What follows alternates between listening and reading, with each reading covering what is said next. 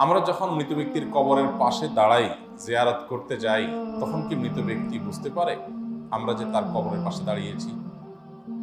আমরা যখন কোনো মৃত ব্যক্তির কবরের পাশে দাঁড়াই, জিয়ারত করতে যাই, সালাম পেশ করি, তখন তারা সেটা টের পান। তাদের ধ্বংসাবশেষ মাটির সাথে মিশে গেলেও আল্লাহ রাব্বুল আলামিন বারজাখী জীবন, এটাকে বারজাখী জীবন বলে, মৃত্যু থেকে নিয়ে কিয়ামতের আগ পর্যন্ত যে জীবনটা আছে, এখানে মানুষের শরীর মাটির সাথে মিশে যাক, পানিতে গলে যাক, যেখানে যে অবস্থা থাকুক, সেখানে এক প্রকারের রূহ আল্লাহ তাআলা শুধুমাত্র বিশেষ কিছু জিনিস যেগুলো আল্লাহ তাআলা অনুভব করাতে চান, সেগুলো অনুভব করার ক্ষমতা আল্লাহ তাদেরকে দেন। এর ভিতরে একটা হলো এটা যে কোনো ব্যক্তি তার কবর জিয়ারত করতে গেলে, কে আসলো জিয়ারত করতে, সেটা তিনি টের পান। সালাম যখন দেন তখন সালামের জবাবও তিনি দেন, সেটা আমরা শুনতে পাই না, জাস্ট এটুকু। এটা বহু সালাফদের মত। ইমাম ইবনে আব্দুল বার রাহিমাহুল্লাহ, বরাত ইবনে তাইমিয়া রাহিমাহুল্লাহ অনেক বড় এই বিষয়ে অনেকগুলো হাদিস উল্লেখ করেছেন। যদিও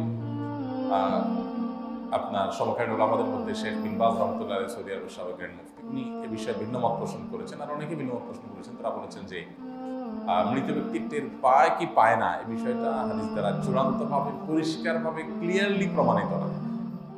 বাট তারা আবার এটাও বলেন নাই যে মৃত ব্যক্তি টের পায় না। তো উভয় মতকে সামনে রেখে আমরা বেশিরভাগ সালাফ বা পূর্বসূরি ওলামাদের এই ক্ষেত্রে যে মতামত পাই, সেটা হলো যে তাদের মতামত হলো হাদিসের আলোকে যে মৃত ব্যক্তি তার পরিচিত অপরিচিত যে কোনো ব্যক্তি কবর জিয়ারত করলে তাকে যখন সালাম পেশ করে, তখন রব্বুল আলামিন তাকে এই সালামটা জবাব দেওয়ার জন্য যে রূহের প্রয়োজন, যতটুকু অনুভূতির প্রয়োজন, সেই মাটি ধ্বংসাবশেষ যেখানে যে অবস্থা আছে, অতটুকু আল্লাহ তাআলা ফেরত দেন এবং তিনি রিপ্লাই করেন, সেটা আমরা শুনতে পাই না, জাস্ট এইটুকু। তবে মৃত ব্যক্তি আমাদের সালামের জবাব দিচ্ছেন, তিনি আমাদেরকে জানো বা না জানো, আমরা গেলাম কি গেলাম না সেটা টের পেলেন কি পেলেন না, এর চাইতে বড় বিষয় হলো আমাদের জন্য কবর জিয়ারত করা সুন্নাহ। আমরা দূর থেকে তাদের জন্য দোয়া করলে সেটাও তাদের উপকারে আসবে।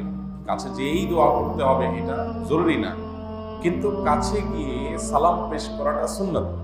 আমরা কাছে গিয়ে সালাম পেশ করলে আলাদা সওয়াব হবে। এই জন্য সাধ্যে থাকলে অবশ্যই কবর জিয়ারতের চেষ্টা করা উচিত। নবী করিম সাল্লাল্লাহু আলাইহি ওয়াসাল্লাম বলেছেন, জুরুল কুবুর ফাইন্নাহা তুযাক্কিরুকুমুল আখিরাহ, তোমরা কবর জিয়ারত করো, কারণ কবর জিয়ারত তোমাদেরকে আখিরাতের কথা স্মরণ করিয়ে দেয়।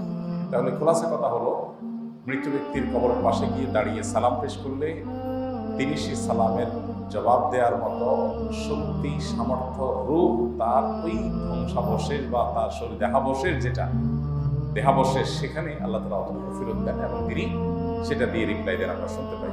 এবং বিভিন্ন সালাফদের বক্তব্য থেকে আমরা জানি যে তিনি টেরও পান যে কে আসলো কে আসলো না।